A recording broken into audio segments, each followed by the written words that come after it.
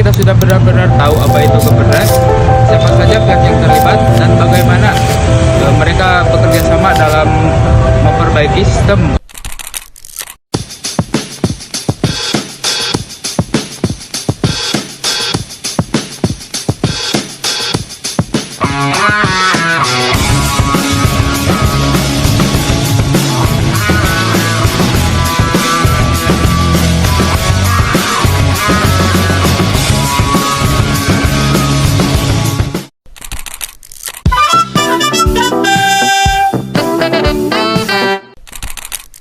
Dunia usaha tuh bagian dari ekosistem pendukung dari semua.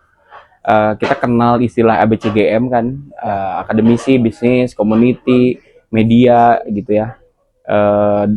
Yang kemudian mereka adalah elemen-elemen penting dalam pembangunan sebuah kota gitu. Apa yang bisa dilakukan oleh dunia bisnis? Sebenarnya mereka membuka kesempatan untuk banyak sekali sumber daya manusia untuk punya peluang lebih besar. Gitu. Jadi kalau misalnya ditanya apa sih kontribusi dunia usaha dalam pelayanan publik dan sebagainya atau dalam mendukung pemerintah, sebenarnya dia adalah satu rangkaian tidak terputus menurutku dari semua skema ABCGM tadi gitu. Yang tentu saja kalau si bisnis sendiri sebenarnya dia perannya ada di membuka peluang-peluang usaha tadi gitu ya. Bagaimana menyerap tenaga kerja, bagaimana dia bisa menambah skill bagi pelaku usaha dan sebagainya gitu. Yang ujungnya harusnya dia akan banyak berkontribusi untuk kota juga pada akhirnya. Semakin baik mengurangi tingkat pengangguran, kan itu kan jadi catatan government sebenarnya. Terus kemudian pendapatan kesejahteraan juga jadi meningkat. Terus juga akhirnya dia bisa berkontribusi secara pajak juga ujungnya pasti akan ke pembangunan dan sebagainya. Jadi itu adalah salah satu dari 5 hal yang nggak bisa terpisah sebenarnya gitu. Kemajuan suatu pemerintahan, tata kelola pemerintahan tentunya tidak terlepas dari peran atau posisi sebagai masyarakat sipil. Karena bagaimanapun pemerintah kota yang diatur dalam Undang-Undang nomor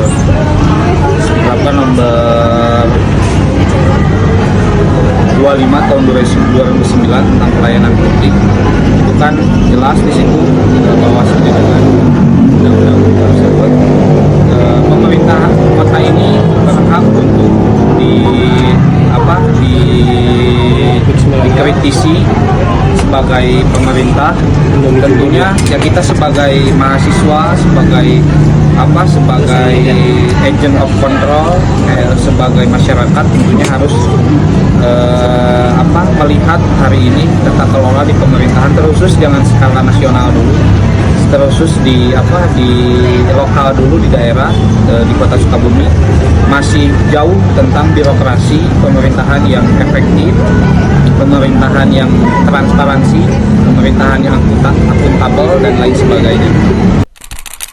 Ketika kita mengangkat isu tentang masyarakat ya, kadang pemerintah juga nggak setuju adanya pengangkatan itu, viralnya atau konfliknya itu. Makanya kita tuh sering negosiasi sama pemerintah sebelum kita publikasi yang emang benar-benar intens. Kayak kemarin ada kasus di Telegram, kita juga konfirmasi dulu. Akhirnya kan ketika nggak ada tanggapan dari instansi terkait, berarti ini tuh berasa kita tuh dicuekin. Makanya kita saling ngobrol sama masyarakat juga, karena beberapa masyarakat juga sebenarnya lebih curhatnya lebih enak di media sosial dibanding mereka datang ke instansi terkait, keluhan dan lain-lain paling didengar tapi tanpa diaksi gitu. Tapi kalau misalkan ke media kita angkat, biasanya langsung diseriusi sama mereka itu.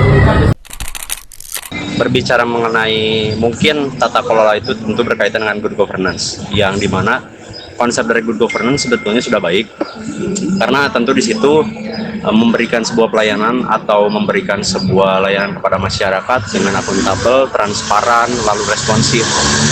Namun pada fakta lapangan saat ini, khususnya di Kabupaten Sukabumi, saya belum bisa merasakan implementasi dari good governance itu sendiri, karena sebetulnya konsep yang diterapkan atau konsep yang dikembangkan dan dikemukakan mengenai good governance ini sudah baik.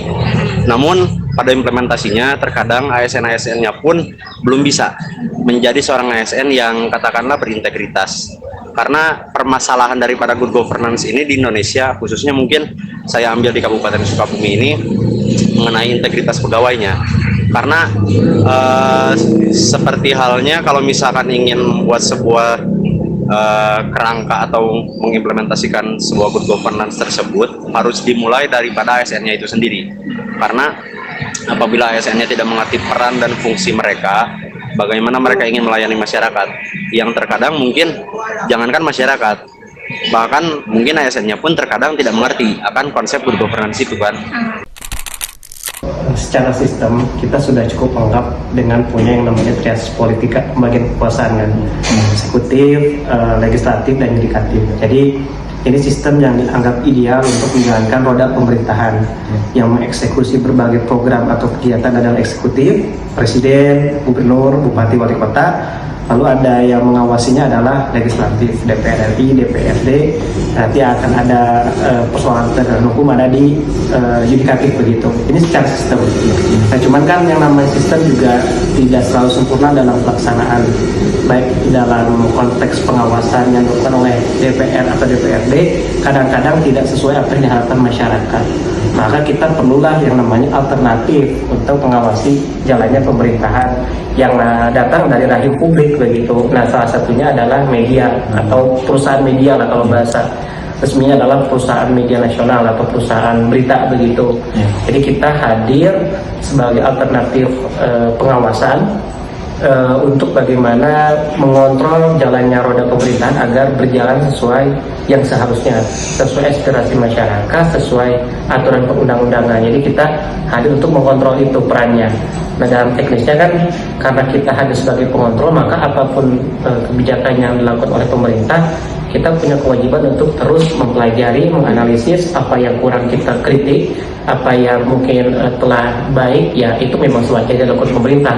Apresiasi boleh dilakukan begitu, tetapi yang paling penting adalah kita memastikan pemerintah berjalan sesuai dengan aturan lainnya. Betul tadi ya, kita kaitannya dengan reformasi lah ya, dengan reformasi birokrasi yang salah satunya adalah mengikis habis seperti itu. Jangan adanya ketidakadilan, harus adil seperti itu. Terus juga harus ada yang namanya transparansi. Hanya kalau bicara transparansi, biasanya juga banyak yang disalahartikan. Jadi salah transparansi itu terbuka semuanya. Padahal juga ada rahasia-rahasia yang tidak boleh dibuka sepenuhnya kalau bicara tentang transparansi. Terus akuntabilitas juga, ini juga adalah cukup penting kalau bicara tentang akuntabilitas. Karena bagaimana juga kalau kita bicara pelayanan publik, tata kelola, itu harus ada pertanggungjawabannya. Siapa yang bertanggung jawab? Ketika misalkan ada pelayanan yang salah, siapa yang bertanggung jawab? Tentunya kan harus ada penanggung jawab. Nah, bagaimana menelusurinya? Itu dengan yang namanya ada SOP-nya, standar operasional prosedur, ada SOTK-nya juga, dan seperti itu. Jadi di situ akan ada penanggung jawab pelayanan itu siapa? Nah, kita bisa menelusurinya itu. Itulah yang bertanggung jawab. Begitu. Dari wawancara yang kami lakukan bahwa tata kelola yang baik itu harus dibangun